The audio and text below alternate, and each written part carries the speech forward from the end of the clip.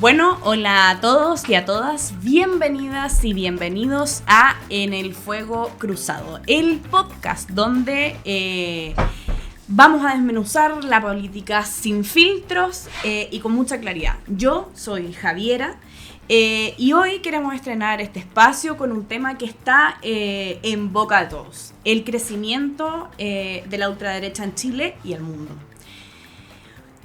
Justo cuando estamos a pocos días de unas elecciones, ¿verdad? Este 16 de noviembre vamos a elegir presidente o presidenta, senadores y diputados.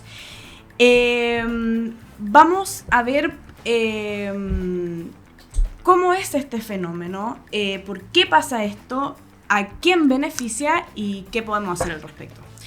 Y por eso hoy día tenemos unos invitados de lujo. Primero quiero presentar a Rainier Ríos, dirigente del Movimiento Socialista de los y las Trabajadoras. Bienvenido, Rainier. Hola, ¿qué tal? Todas y todos, gracias por la invitación. Y por otro lado, vamos a presentar a nuestra querida Viviana Montesinos, candidata a diputado por el Distrito 9. Hola, buenas noches, mucho gusto a todas y todes.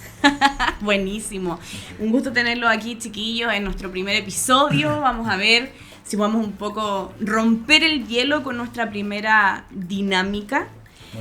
Y bueno, para esto vamos a hacer una dinámica para romper el hielo, ¿ya? Primero, les voy a pedir a cada uno ya que en una sola palabra puedan definir el momento político actual que estamos viviendo en Chile. Empezamos por ti, Viviana. Yo diría encrucijada. Ya, ¿y nos puedes contar por qué, más o menos? Porque Chile está en un momento de una decisión muy profunda.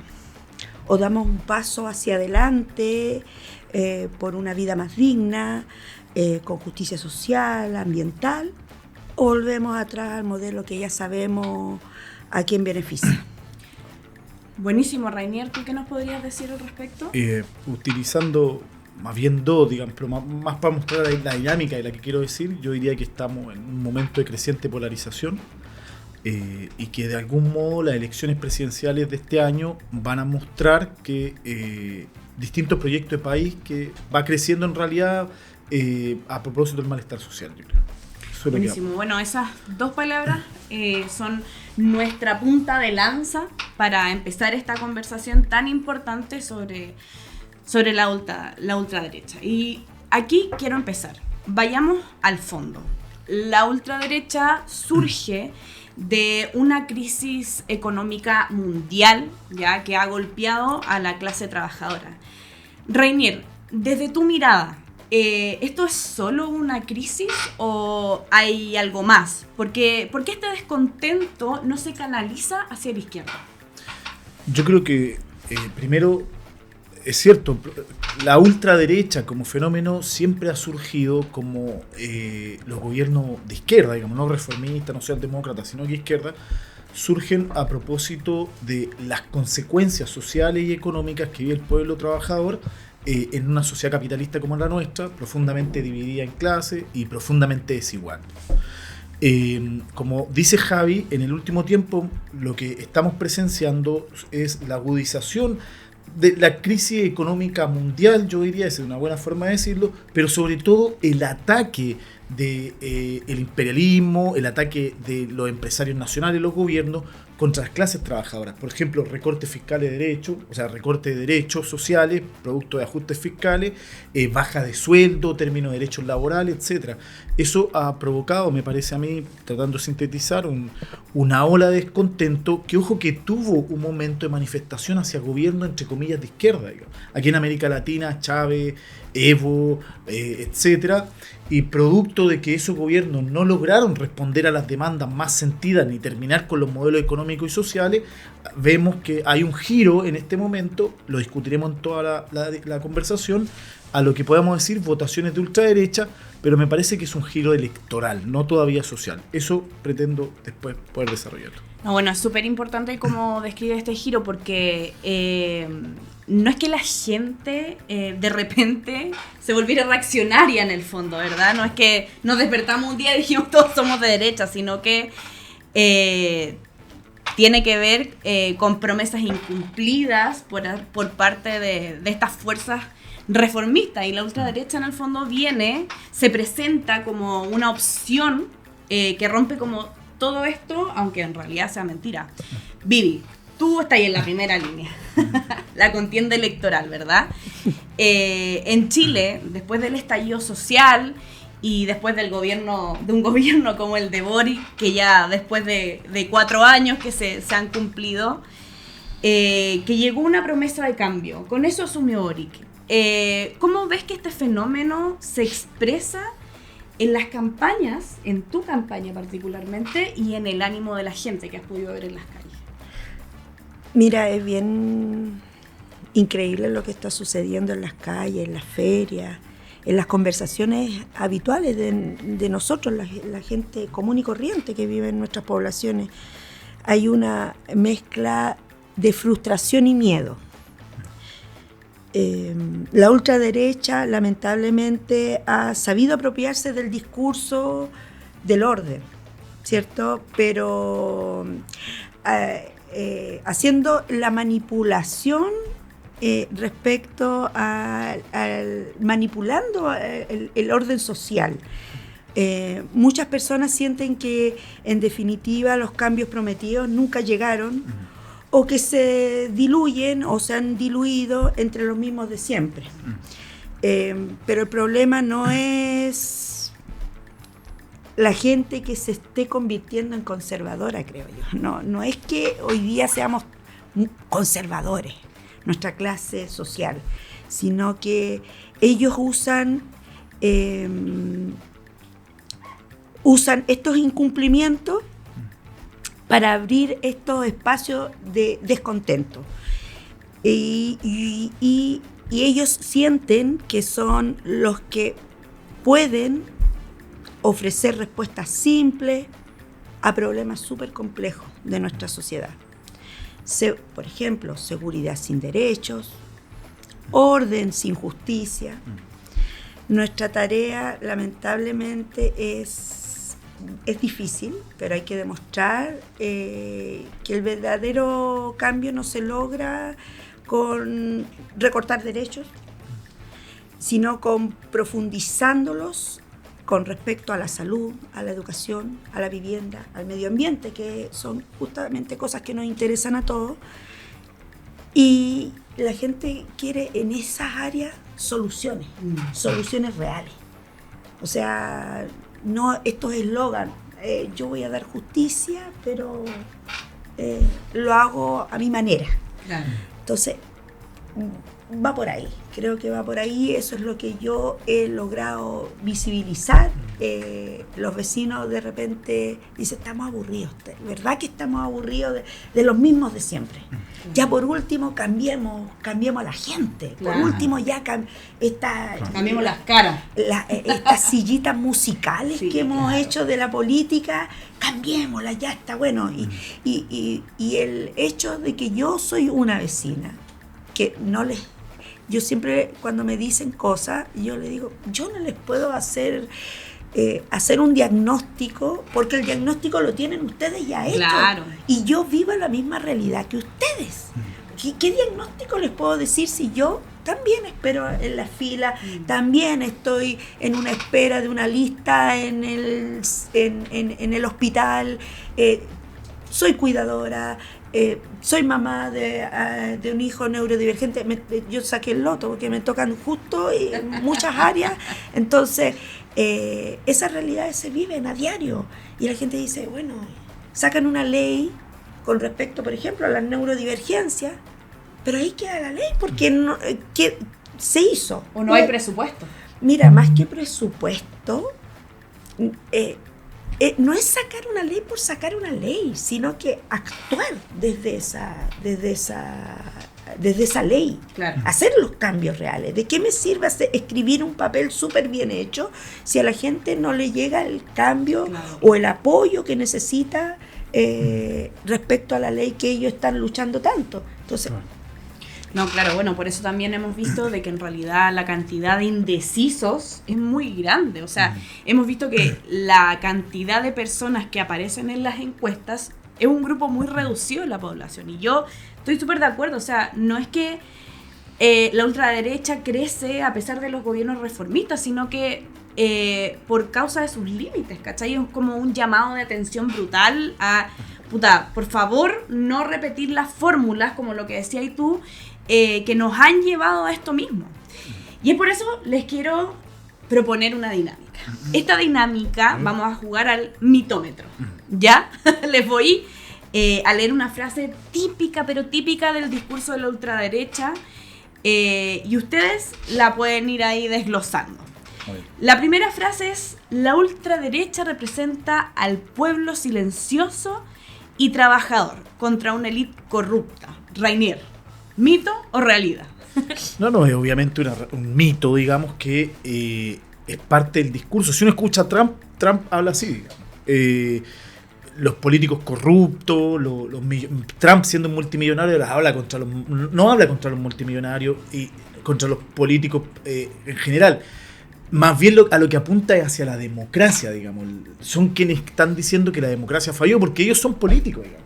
Pero es como decía Vivi, lo que proponen es un plan distinto donde los, entre comillas, programas de seguridad, en realidad, como lo hace Trump con los migrantes, por ejemplo, en realidad quiere convencernos de que va a solucionar el profundo problema de desigualdad social que hay en Norteamérica, digamos. O sea, en Estados Unidos, Norteamérica más que Estados Unidos. Que obviamente es un mito. Sí. Ahora, ese es su problema. Lo mismo Milei, digamos, Milei contra la casta, recuerdan la casta, y al final Milei no solo era parte de la casta, sino de lo más podrido de la casta, digamos, su expresión más corrupta. Sí, más, sí. Y bueno, ¿para qué decirlo con Kaiser, digamos? Que utilizan la misma dinámica. Entonces yo diría que es un mito, pero el problema es por qué hace eco ese mito. O sea, ¿a quién? Y yo tomo ahí lo de la Vivi, lo decía Javi igual, que yo creo que es el hastío, es una forma de decir los 30 años que utilizábamos en la rebelión popular, pero ahora dicho de modo de decir que quienes han gobernado no pueden seguir gobernando, entonces tienen que venir estos que en realidad son más de lo mismo, porque Trump es un viejo político, porque Milei no es que está fuera de la política, y porque Kass lleva 40 años en política, digamos. Entonces esta es su tercera propuesta, candidatura, ¿no? pero además fue diputado mucho tiempo. Sí, tiene el récord de no haber hecho nada como diputado, por 16, ejemplo. 16 es realmente un personaje, claro. Y el mito es importante en ese sentido, digamos. Yo diría que es un mito que hace sentido porque expresa malestar social.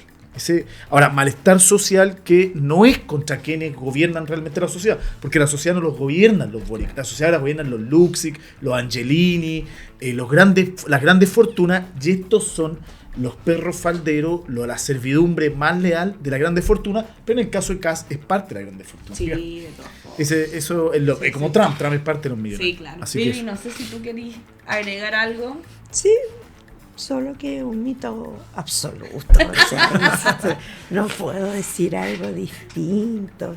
Ellos nunca van a poder representar al pueblo, claro. Difícilmente, porque sabemos que representan a los grandes intereses económicos. Claro. A ese 1%, ¿no? Claro, a ese 1% lo representa, puede ser como tú dices, no sé, los perros falderos, los lacayos, como quieras llamarle. No, yo siento que son parte de ese 1%, que es como cuando yo hacía una cuestión muy divertida cuando estábamos, que a todos les llamaba la atención, pero creían que yo me estaba burlando de nuestra gente, cuando para octubre tuvimos en Plaza Dignidad, nos concentrábamos todos los días viernes. Claro. Entonces yo decía, ¿por qué vienen los políticos acá? Se visten de pobre, se echan perfumes de pobre, quieren oler a pobre, gritan como pobres, están ahí hasta las 9 y arrancan con nosotros, que están ahí en la lucha. Y después que nosotros nos quedamos tratando de sacar, claro, o a los compañeros que estaban detenidos, o los de la primera línea salvaguardando las heridas, etcétera, etcétera, ellos iban a sus casas con comida calentita, donde mi vecina era la que se quedaba horas extras hasta las 9, 10 de la noche, esperando que que quería oler a pobre, ¿cierto?, salir con nosotros para ser del pueblo. Y le decía, María, no te preocupes, sí. Y ella llegaba a su casa no a las 5 o 6 de la tarde, sino que llegaba a las 11 de la noche, porque este señor quería ser pueblo. Claro. Mientras que mi vecina llegaba a las 11 de la noche porque el señor jugaba a ser pueblo. Es increíble cómo nos han modificado una realidad que la sabemos, la constatamos a diario, de que no son pueblo, son parte de... Pero se han apropiado tanto de nuestros lenguajes, de nuestros símbolos patrios, de todo, que creemos que ellos son los patriotas, que ellos son los soberanos. Hablan de soberanía, sí, claro. Hablan nuestro lenguaje. Ellos hoy día utilizan nuestro lenguaje. Entonces, no. Sí, no, es un tema fuerte. Yo justamente aquí quiero pasar al tema de la agenda económica y social. Hablemos del programa de la ultraderecha. Ellos dicen que son ultraliberales, proponen unos recortes brutales, lo podemos ver con Milei, que recortó ministerios, Kast medio propone lo mismo, vemos que Kaiser también, y atacan derechos laborales y ambientales, pero brutalmente. Vivi, en el Congreso, ¿cómo se traduciría esta agenda de leyes concretas para Chile? O sea, las palabras son claras y precisas, son retrocesos directos. Eso se traduce. Intentos por eliminar o debilitar los derechos laborales, reducir impuestos, a grandes fortunas, privatizar aún más la salud y la educación, o abrir la puerta al extractivismo sin límites, ¿cierto? Detrás de ese discurso, finalmente, de, entre comillas, modernización, por decirlo así, porque hablan de modernización, pero detrás de eso hay una idea país donde todo lo mide la rentabilidad. Incluso la vida se mide por si eres rentable o no. Como con la jubilación, ¿verdad? Sí, exacto. Lo vimos en la dictadura, lo vemos hoy con su nueva versión un poco maquillada. Por eso yo digo que yo desde esta visión que tengo de país no soy el diputado con liquid paper, porque no voy con el líquido a cambiar alguna palabrita para dejar, digamos, lo mismo, pero hacemos una versión más... Claro. Más bellita, más Sí, linda. Cambiemos las palabras Y dejamos lo mismo. Claro, más generación Z, claro, ¿verdad? Claro. Mira, si no lo frenamos, no frenamos esta agenda que ellos nos imponen, porque nos están imponiendo con esta mirada de modernización. Los territorios van a seguir siendo sacrificados y vamos a tener más territorios en sacrificio. Los trabajadores seguirán, como la palabra siempre lo dice, precarizados. Las mujeres seguirán siendo más afectadas. Los pocos logros que hemos tenido.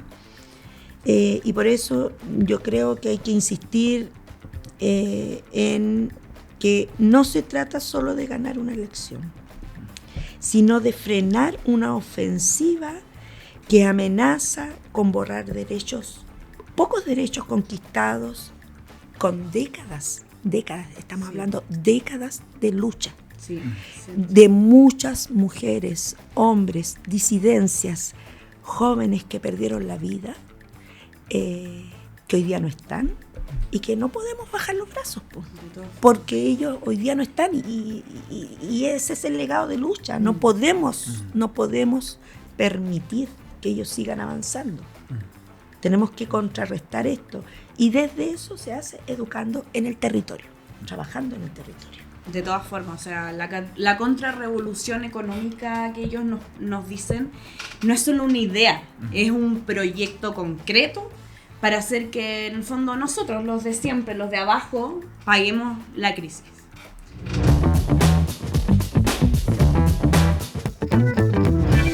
Otro pilar fundamental es este nacionalismo un poco particular, que no es un nacionalismo antiimperialista, ya no está separado del imperialista, o sea, del imperialismo, sino que exacerba aún más la supremacía blanca, el sometimiento a potencias como Estados Unidos.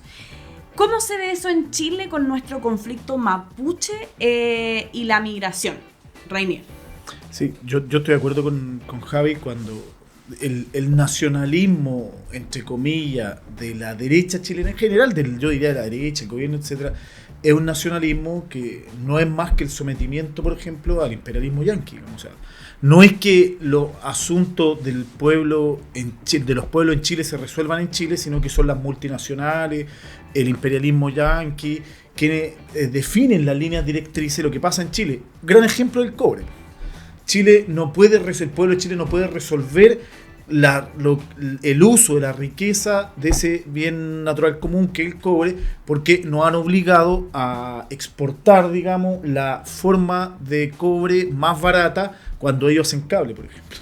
O sea, lo que reciben por el cobre que nosotros les mandamos, produciendo cable, que es una producción básica, digamos, en el uso de cobre, es, no sé, 10 veces de lo que ganamos en Chile. Entonces, esta lógica de nacionalismo en realidad no es más que el sometimiento, digamos, a un país más fuerte, una potencia económica, una potencia política, que un imperialismo que es Norteamérica. Pero la pregunta es por qué exacerban ese nacionalismo si al mismo tiempo estamos diciendo que lo que quieren es mantenernos, digamos, claro, someternos al imperialismo. Yo creo que se utiliza, y sigo en la línea de Javi, más bien primero para una forma de identificar y oponerse a un enemigo creado que es, por ejemplo, la migración. Sí, claro. Porque nos quieren decir que lo que pasa en Chile, el problema de todos los problemas que están sucediendo en Chile suceden a partir de la migración, que es el discurso de Hitler con los judíos, es el discurso de Trump con los migrantes latinos, migrantes de otros países, como si la profunda desigualdad social, el sistema antidemocrático como el que vivimos acá, que son impuestos y dirigidos por las grandes fortunas del país, no sean la razón de los problemas sociales, sino que son la gente que viene afuera. Entonces, es para oponernos a la comunidad hermana migrante de otros países, pero fundamentalmente las pobres. Sí. Porque no es un discurso anti-migrante europeo, no es un discurso anti-migrante, claro, blanco, digamos, de país, sino que es un discurso contra las familias pobres venezolanas, las familias pobres colombianas, las familias... Entonces ganamos menos porque entraron más venezolanos y colombianos en el país, más peruanos. O sea, es una forma de culpar a otro, digamos, crear un enemigo interno. Y yo diría... perdón que te interrumpa. Enemigo imaginario. Claro, sí, un enemigo construido. Perdón que te interrumpa, sí, pero fíjate que para ellos es más mano de obra. Exactamente. O sea, es tremendo. Además, como dice Javi, al momento de que, entre comillas, nos hacen sentir chilenas y chilenos para que no reciban los mismos beneficios de los trabajadores migrantes, ¿quién termina por ganar? El dueño de la fábrica, el dueño del lugar, digamos. Y yo diría, menos. Y lo último, y es... lo decía Javi también, no hay forma que se justifique lo que se hace en Gualmapu contra el pueblo mapuche. Gualmapu es la Palestina de Chile. Sí.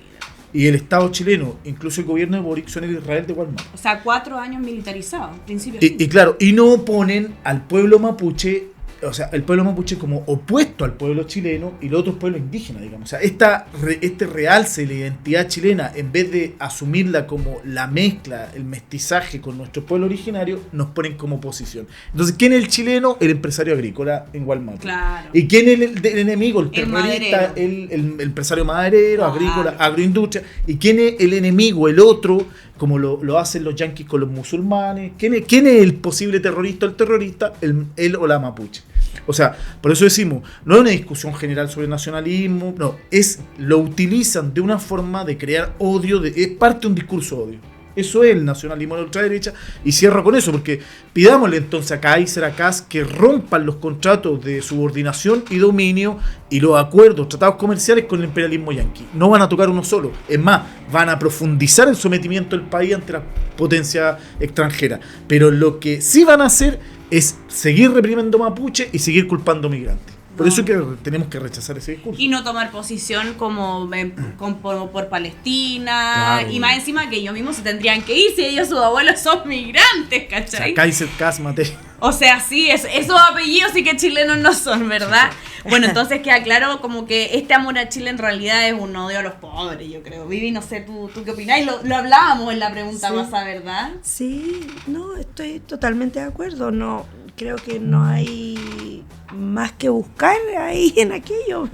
Si está claro de cómo los han perseguido, de cómo los tienen cercados. Los tienen cercados. Ellos han luchado por su territorio, pero ellos no se pueden mover de su territorio libremente.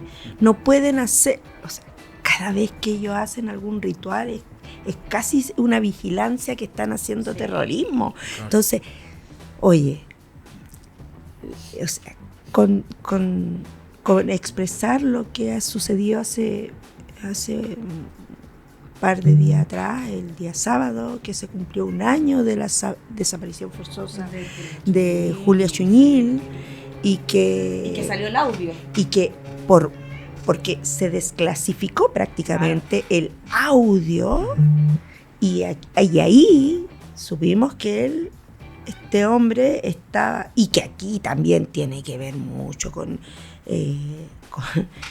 el Estado, con los gobiernos de turno, no, si aquí hay todo un formato de ver al mapuche más que a otros pueblos originarios. Sí. Una persecución constante hacia ellos porque ellos se han resistido en tomar una posición de cambio a lo que ellos creen que no son sus raíces. Partir por esa base, inundarle sus cementerios, quemar espacios de cultivo, quemarlos, dañarlos cuando ellos son parte de la tierra. Ellos no Destruir su se, identidad. claro, Sí, y ellos no se asumen como medioambientalistas, ¿ah? Ellos son parte de la protección tierra, sí, de la tierra. Sí. O sea, cuando alguien le dice, ay, desapareció Julia Chuñil, una medioambientalista, no, perdón, detente un poco ahí. Nosotros, los Winca, hablamos de medioambientalismo. Claro. Ellos son parte de la tierra. Claro. Ellos protegen algo de donde vienen y se van a convertir después. Claro, claro. Por lo tanto, son, claro, para esta derecha recalcitrante, son nuestros enemigos. No sé si ustedes se acuerdan, que a mí me pasaba cuando era chica, yo vengo de una familia de derecha, perdón. Y decían como, no, sí, a los mapuches les robó, ellos vendieron las tierras por borracho. Claro, por precio claro. de oro, o sea, por moneda, por nada en el fondo. Han tenido que reconstruir una falsa historia. O sea, imagínate, falsificar la historia para explicar lo que claro, lo que tienen que formar como un correlato que les ayude como a justificar este genocidio, o sea, no sé, un genocidio como tal, sí, pero en el caso de Mapuche, y lo que hicieron con los pueblos Selman, por ejemplo, o sea, eso sí que fue un exterminio total. No sé si... En Argentina hablaban de la campaña liberadora, digamos. Claro. O sea, le ponen nombre además, un solo detalle, digamos. La estatua que estaba en Plaza Dignidad era la estatua de un represor del pueblo mapuche. Sí. O sea, además llevado a símbolos patrios, quienes han asesinado a los pueblos originarios. Terrible. Y yo con esto quiero pasar a este tema porque yo creo que este tema es polémico, lo que vamos a hablar ahora. Yo creo que muchas veces hemos visto, y quizás nosotros mismos caemos en esto de decir, no, esta ultraderecha es fascista, ¿verdad? Pero una pregunta yo creo que muchos se hacen, más allá del epíteto, porque para nosotros es algo malo y negativo, ¿verdad? Sí, claro. ¿Esta ultraderecha es fascista? ¿Tú, Reinier, qué opinas? A ver, yo entiendo que se utiliza la palabra fascista como para exaltar el peligro de los discursos de odio, etcétera, que viene acompañado en el caso de Trump, Milei, Kass, etcétera. Pero en estricto rigor no son fascistas, y esto no es una discusión de conceptos para conversar un rato y que no tenga sentido en la política. Esto tiene un profundo sentido en la política. Primero porque yo diría los fascismos eran regímenes políticos que quebraban, que terminaban inmediatamente o al poco tiempo con la democracia liberal, nosotros decimos democracia burguesa capitalista, y destruían sus instituciones, digamos, destruían los parlamentos y sobre todo se sostuvieron en acciones físicas, o sea, en asesinatos, por ejemplo, represión, etcétera, de sectores de la población. Los camisas negras, los camisas pardas. Y espérate, que ahí yo quiero parar un momento, porque los que salían a pelear, en el fondo, a asesinar gente, no era la policía. No, eran los partidos, digamos. Era el Partido Nacional Socialista claro, alemán. Tú ahora eres nacional socialista. No, ¿cómo? El Partido Nacional Socialista alemán. Nacional alemán. Vais y matáis a asesinaban, reprimían sindicatos ¿sí? ellos. Ahora, ¿por qué? Porque en realidad lo que querían imponer era un régimen de terror, era una dictadura, digamos. Pero que, como dice la Javi, era sostenida no solo en la simpatía, no era gente que simpatizaba con Pinochet, era gente que actuaba, que asesinaba. Y entonces el régimen fascista, político fascista, es un régimen donde la vida de las y los luchadores sociales, la izquierda, los sindicatos, etcétera, pasa a ser inmediatamente un asunto de vida o muerte, digamos. Ahora, la pregunta ¿es el proyecto de Kass, Kaiser, Milei, Trump? Lo que podemos decir hasta el momento en que así ellos quieran ir para allá, no han podido. Claro. Lo que no quiere decir que no repriman. Lo que no quiere decir que no vayan a gobiernos, a regímenes más autoritarios, etcétera. Pero esa es la diferencia de los regímenes, me parece central. Y una cosita nomás para ligar con lo anterior. Los regímenes fascistas terminaron a balazo con los yanquis por la repartición del mundo. Fueron la Segunda Guerra Mundial. Era el problema de repartirse el planeta. Por eso que los regímenes fascistas fueron acompañados, o nacionalsocialista o nazi, de un discurso imperialista, de dominación sobre otros pueblos. No es eso el discurso de Kass y Kaiser. Kass y Kaiser quieren seguir siendo lacayos de Estados Unidos. No es un nacionalismo exacerbado para transformar a Chile en un imperio. ¿No? Claro. Milei no quiere eso, por favor. Milei le entrega toda la riqueza a los yanquis. Milei hizo un acuerdo con Trump que le faltó venderse él. De hecho, era un perro faldero ridículo haciendo el ridículo frente a Trump. Hitler jamás hubiese hecho eso, digamos. No porque era bueno o malo, sino porque Hitler quería imponer su imperialismo sobre el de Estados Unidos. Quiero decir que, ahora, ojo que no se confunda, ¿es peligrosa la ultraderecha? Sí. Claro, sí, yo sí. A eso quería ir. Es como peligrosa. Que no es menos grave. Porque en realidad es diferente solamente. Sí. Porque no necesitan ser fascistas para profundizar un régimen completamente reaccionario y autoritario en los límites de esta democracia burguesa sí. Para nosotros. Pero el hecho que, y con esto cierro, para el paso bien, el hecho que no puedan liquidar, entre comillas, la democracia burguesa hace que tampoco nos puedan salir a asesinar tan impunemente. Claro. O sea, en los regímenes fascistas y nazis nos apaleaban en las calles. Eso pasaba. Mataban judíos y mataban dirigentes sindicales y luchadores de izquierda. No pueden hacer eso todavía. Vuelvo a decir, llegarán hasta allá, no sabemos. Claro. Pero todavía no lo pueden hacer y eso nos obliga a otra cosa. Y con esto sí cierro, que tiene que ver con cuando hay un régimen fascista de verdad, la izquierda lo que proponíamos siempre son los frentes antifascistas. Y ahí los frentes antifascistas eran un frente muy amplio, no hablo del frente amplio del partido, no, un frente muy ese amplio. No, por favor. Ese no. Entre sectores reformistas, liberales democráticos y revolucionarios. Todos luchábamos contra los fascistas.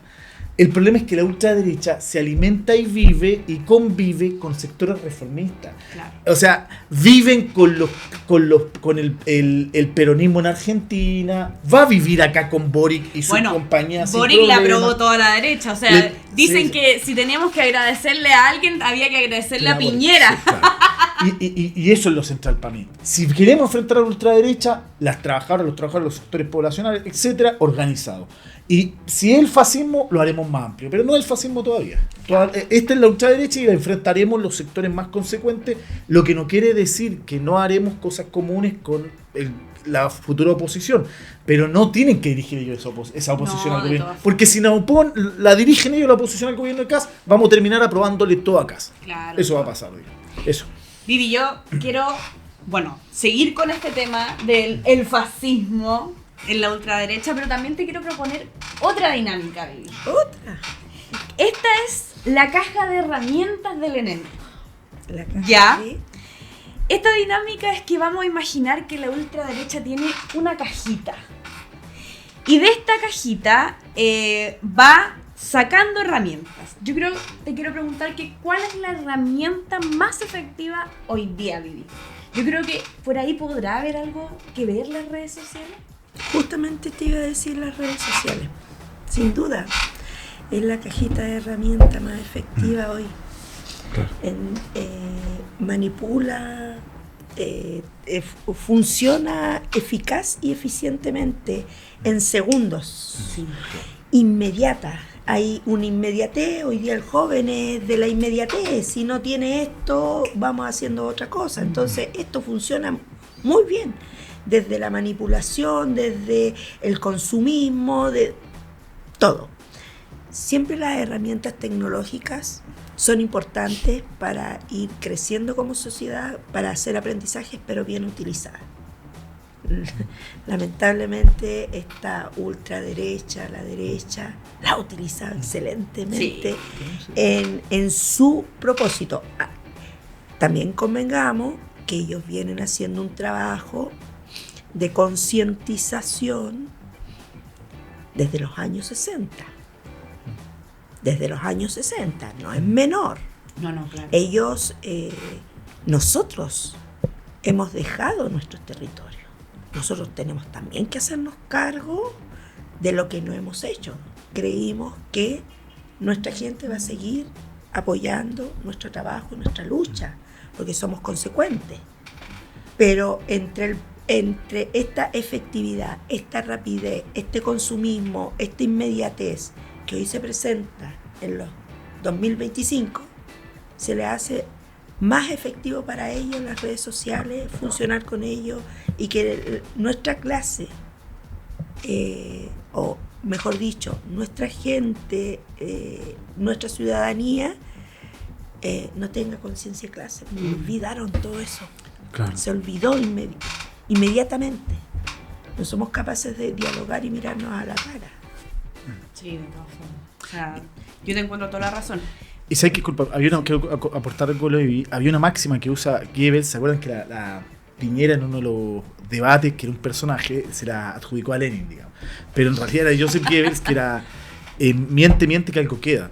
El ministro de propaganda yanqui, o sea, nazi, digamos. Y creo que las redes sociales se han servido mucho para eso. Y ellos pagan eso, digamos. O sea, inventar campañas de odio pagadas, divulgadas, donde ya, como la dice un anónimo. Sí, claro. Porque es distinto que lo diga el Mercurio. Mercurio es una máquina, los medios de comunicación son máquinas de inventar cosas.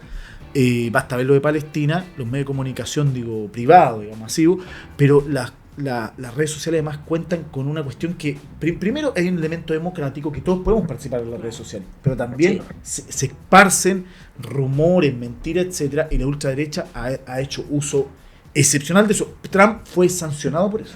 Sí, claro. En este momento se está discutiendo que con plata de la AFP, un ex ministro de Piñera está participando para Kass, haciendo campaña contra Jara Matei, digamos. O sea, ya a una candidata de su sector le inventaron que tenía Alzheimer. O sea, son capaces de imponer relatos a través de la mentira, y en eso la ultraderecha es... no es que hay un tipo genial ahí. Esta gente hace campañas multimillonarias, contrata empresas de primer nivel, digamos, y entre otras cosas, empresas ligadas a los dueños de Facebook, a los dueños de Instagram, a los dueños que son parte del gobierno de Trump, por ejemplo. Eso quería aportar con lo de... Sí, bueno, lo hablábamos un poco tras bambalinas, ¿verdad? Que en las elecciones pasadas, ¿te acuerdas que hicimos una denuncia contra Kass también fue? Claro, sí. Que éramos los únicos que denunciáramos esta situación. No sé si nos podéis contar un poquito. Sí, no, rápidamente. Conversamos justo tras bambalina con la Vivi y la Javi, que en el primer proceso del constituyente, digamos, el que reivindicamos todos, el rechazo, que era la derecha, era más que la derecha el rechazo. Entonces, había sectores de la concertación, o sea, ojo. hicieron una campaña que llegó a tal ridículo que repartieron falsas constituciones, proyectos de constituciones en el sur. Y lo modificaron. Y ahí salió el famoso cuento que te iban a robar la casa, digamos. Sí, que te iban a expropiar la Que te segunda iban a expropiar la segunda vivienda y todas esas mentiras.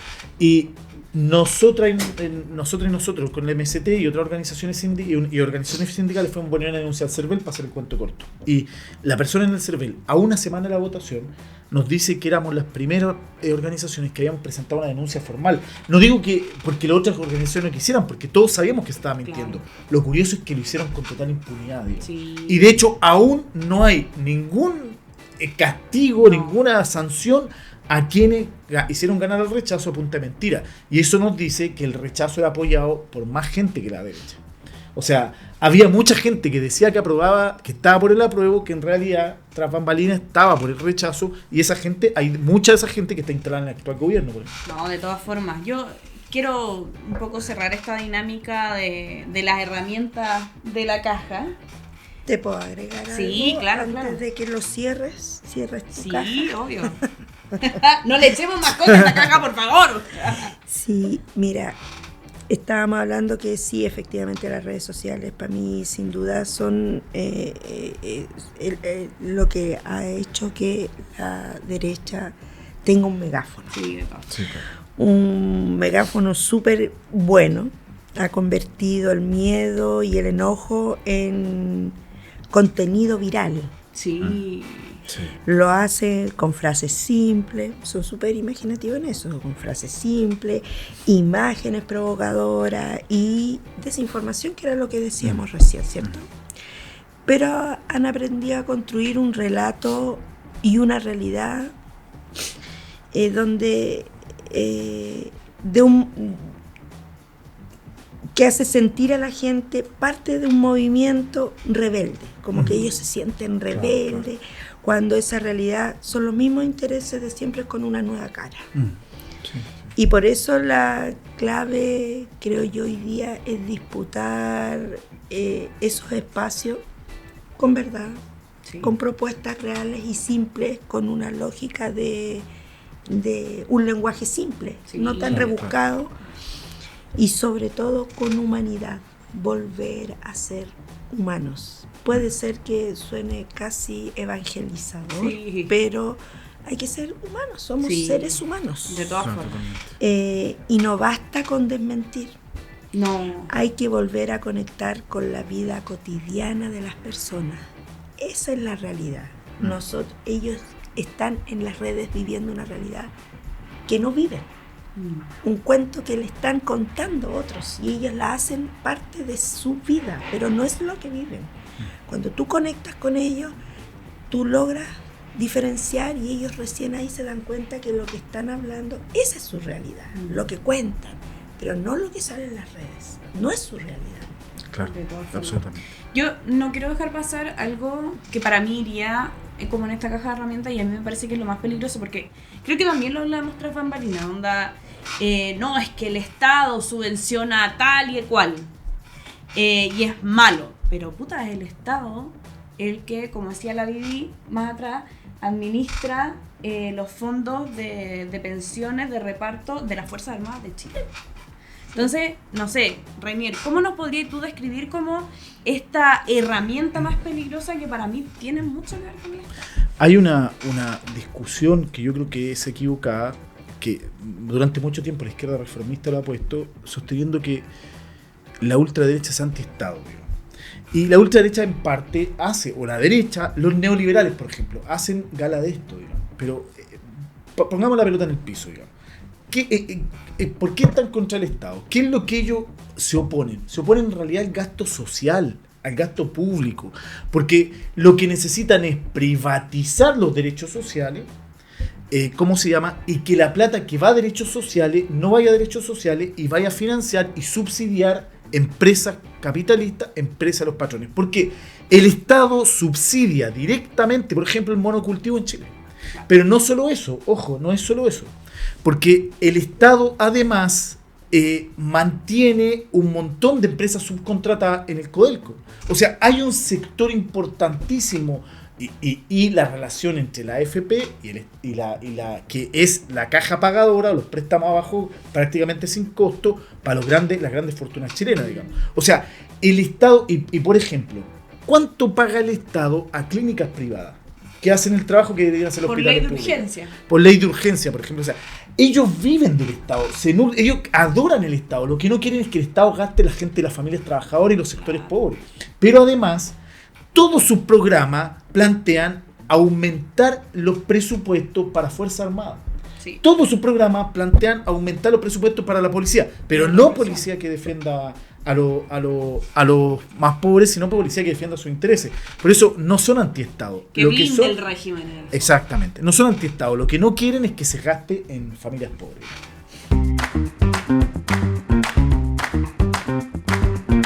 Nosotros somos súper críticos a la izquierda reformista. Yo creo que ha salido un poco en este ratito de conversa.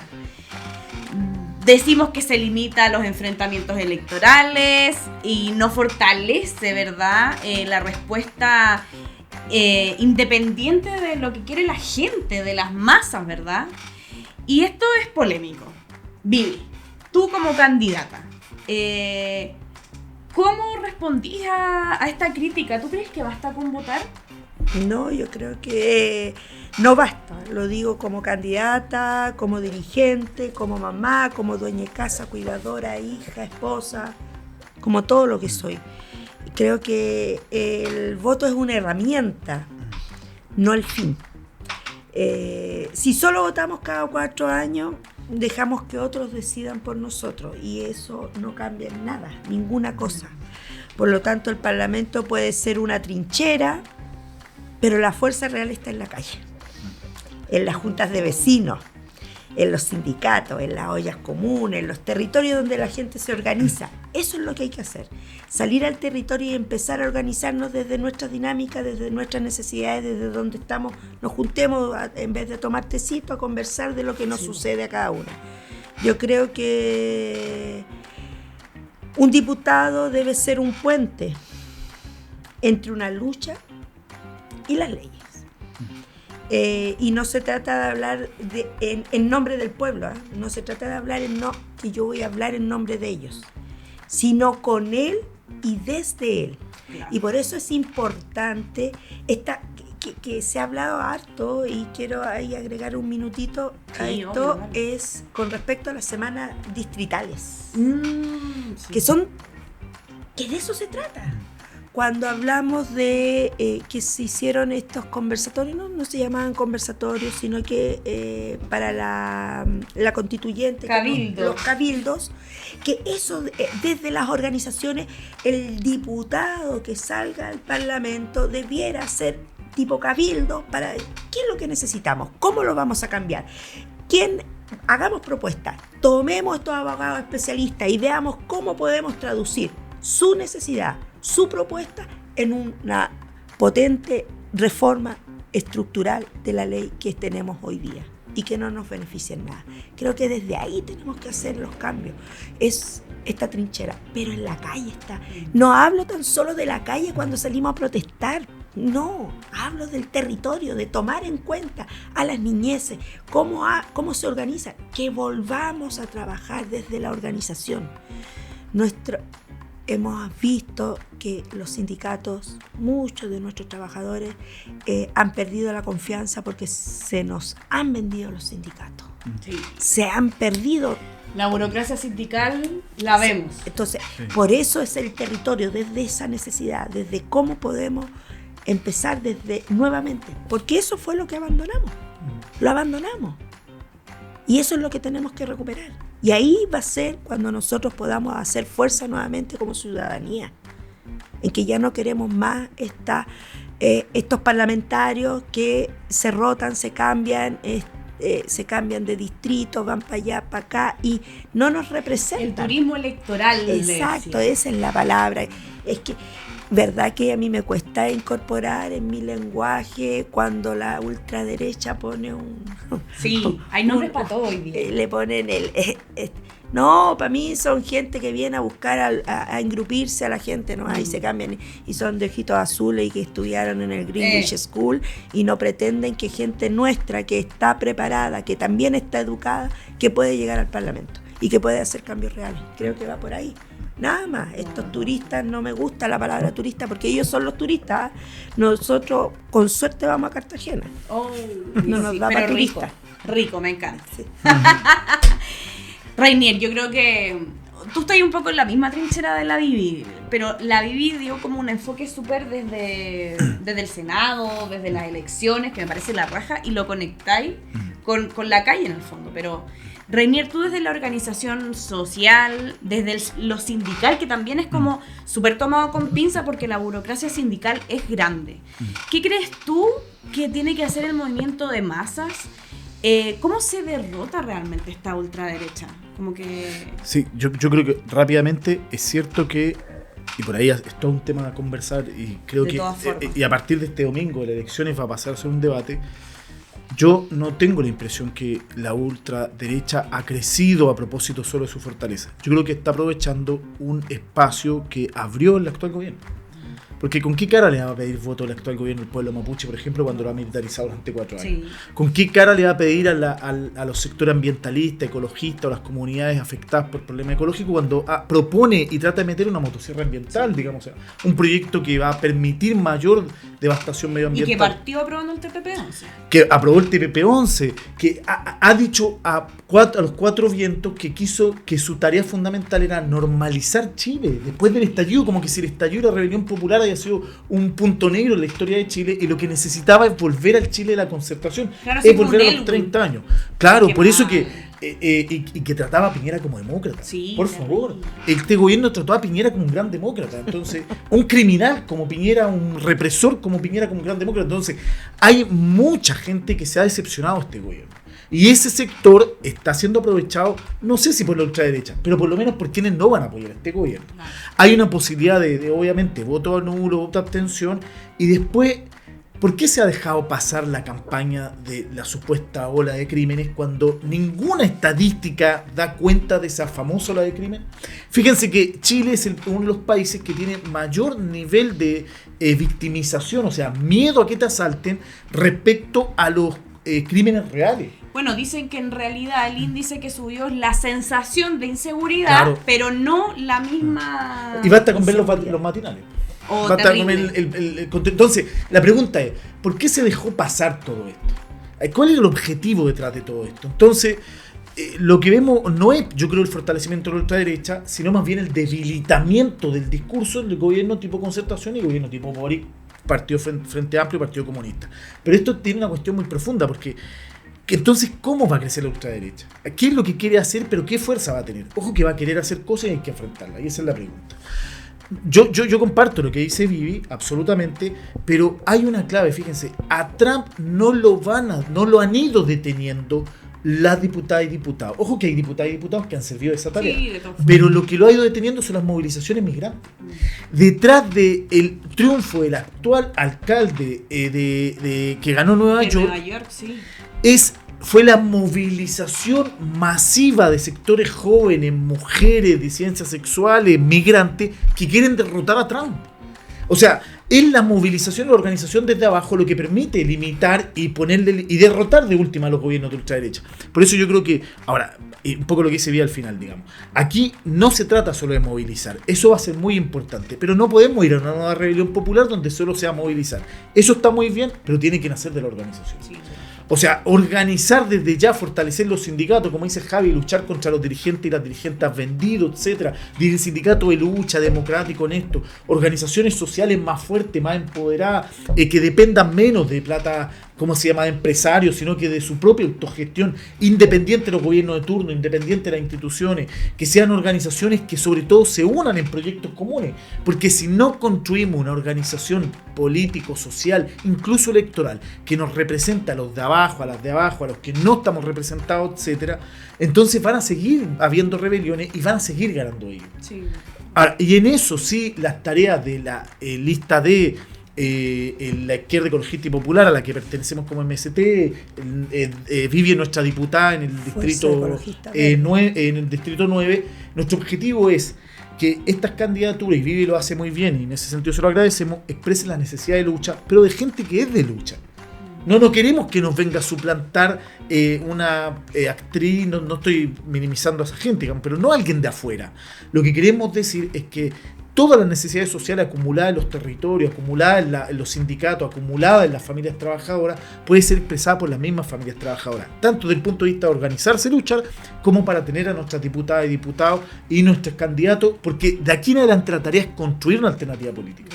Entonces, en ese sentido, lo de Vivi, el compañero Helio en el distrito 9, 11, Gustavo en el distrito 14, en fin, y distintas candidaturas, incluso por fuera de la izquierda ecologista y popular. Ojo que no venimos a solo no nos cerramos en esta lista. Acá hay gente que está dando la lucha y no claro, los compañeros del PTR. El compañero del PTR, el compañero Artés, con todas las diferencias que podemos tener, verdad, digamos. O sea, hay distintas expresiones de la necesidad de llevar la lucha social, digamos, hacia niveles donde pueden enfrentar de manera más directa a la ultraderecha, y tenemos plena confianza que vamos en ese camino, pero se trata de organizar, de movilizar y de construir. ¿Construir qué? Alternativas políticas, alternativas electorales que realmente nos representen. No, bueno, de todas formas queda como súper claro en lo que hemos hablado que es una combinación, ¿verdad? Es usar todos los espacios, incluido el electoral, ojo, que muchas veces lo toma como la burguesía. Pero con la claridad que el poder real está en la capacidad de movilización, de organización y de unidad que seamos. Yo creo que tengamos, yo creo que es momento de tener pequeños acuerdos, pero lo que a mí sí me queda y lo que siempre sigo pensando es que la única forma de vencer a la ultraderecha y que no se impongan estos dichos de miedo, ¿verdad? Estos discursos de odio, es uniéndonos. Es uniéndonos por el bien de todos los trabajadores, o sea, del 99% que no somos dueños de Chile, siendo el 1%. Y bueno, y con esto quiero ir cerrando. Yo les pido un mensaje final para todos los que nos están viendo, para todos los que nos escuchan. Quizás sienten miedo, quizás sienten indignación, y quiero preguntarles cuál es la principal acción que deberíamos tomar hoy, Vivi. Primero que no nos rindamos, eso, me sumo a esa parte, más que decirle a todos no se rindan, no nos rindamos. Que no nos deje que el miedo nos paralice, no nos podemos paralizar en base a lo que ellos, a su discurso, porque eso es lo que busca la ultraderecha, que nosotros nos resignemos con lo que hay. Aquí hay que informarse, debemos participar, debemos ser opinantes, debemos votar. La organización y hacer organización, todo cuenta, que es lo que hablábamos recién. La democracia se defiende todos los días, de todas las formas, no solo en las urnas. Sobre todo hay que recordar que la política no es solo de los partidos. ¿No? Nos han hecho creer eso porque los partidos son re pocos. Sí. Y cada vez puede ser menos. Exacto. La política es lo que pasa en la vida cotidiana.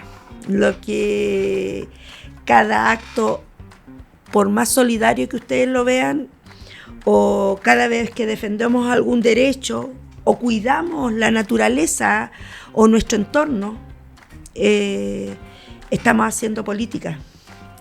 Y eso, aunque ellos no lo entiendan, la ultraderecha no lo entienda como nosotros vemos esta lucha, esta política, es lo que realmente transforma un país.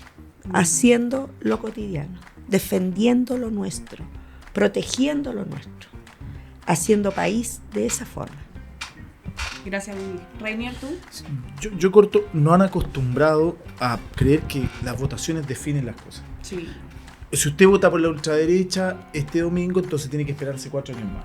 Ese cuento lo conocemos todos, digamos. O sea, todo. O después, si usted ha votado por este gobierno, tiene que esperar al próximo gobierno. Si no le gusta, tiene que esperar a votar. Cuando ha sido la clave, digamos, para desmovilizar, para decirnos que podemos estar enojados y enojados, pero que no podemos cambiar las cosas. porque el descontento social tiene ese también aspecto negativo, es decir, estoy muy enojada y enojado, pero no puedo hacer nada más, digamos. Y ojo que ese es el caldo de cultivo sobre el que vive la ultraderecha también. Los sectores que han renunciado a la acción política. Por eso que la ultraderecha tiene muy buenos resultados políticos, por ejemplo, políticos electorales, en los sectores más desprotegidos, más pobres. Basta ver la votación de Milei. Esa gente que ha dicho, ya está, yo nací para sufrir, digamos, cagué y... Gane quien gane, que tengo que trabajar igual mañana. O sea, despolitizar y entregar a la ultraderecha. Pero despolitizar no es solo no entregar como ser cultura política, no, despolitizar es convencer que la única acción válida y legítima es votar. Es obvio que eso es falso, es obvio. Entonces, hay quienes quieren hacernos creer que si se vota por ultraderecha se viene la noche negra 4 años. Eso es mentira. ¿Qué pase durante esos 4 años lo va a definir el movimiento social, los sindicatos, las organizaciones de lucha territoriales ambientales? Y son esas organizaciones quienes van a decir. Porque alguien va a decir que Piñera terminó haciendo lo que quería. Terminó sobreviviendo, entregando bonos para que no lo echaran en el último tiempo. Son las rebeliones populares, son las movilizaciones las que realmente definen qué hacer. Por eso, así ganen, no sabemos si gana la ultraderecha. No está muy claro. Pero lo que creo que es central es que pase lo que pase electoralmente, tenemos que salir a luchar. Y ojo que además es muy probable que venga una segunda vuelta y hay una discusión importante que hacer. Esa es una discusión que nos va a convocar a muchas organizaciones, porque, por ejemplo, desde el MST, si pasa Jara, no es nuestra candidata, pero hay que discutir qué hacer contra Kast. Sí, claro. Y lo discutiremos sin sectarismo, lo discutiremos sin dogmatismo, lo discutiremos de manera pragmática. Ahora, eso creemos que tenemos que hacerlo abierto a todas las organizaciones de izquierda ecologista y popular y abrir el tema. Así que creemos que esas son las tareas en lo inmediato. Bueno, hoy día ha sido una increíble conversación. Hemos hecho política solo conversando y por favor que la gente le pierda el miedo a conversar. Gracias Rainier, gracias Vivi por esta clase magistral, por esta conversación tan rica. Y a ustedes que nos escuchan, mil gracias por acompañarnos en este estreno. Este es un espacio para seguir construyendo pensamiento crítico. La ultraderecha no se va a ir por arte de magia. Tenemos que luchar, tenemos que organizarnos, tenemos que seguir analizando. Y tengo pleno convencimiento que si hacemos eso, o si por lo menos lo empezamos, vamos a estar un paso más adelante. Los espero en el próximo episodio, a todos quienes nos ven. Chicos, esto fue En el Fuego Cruzado.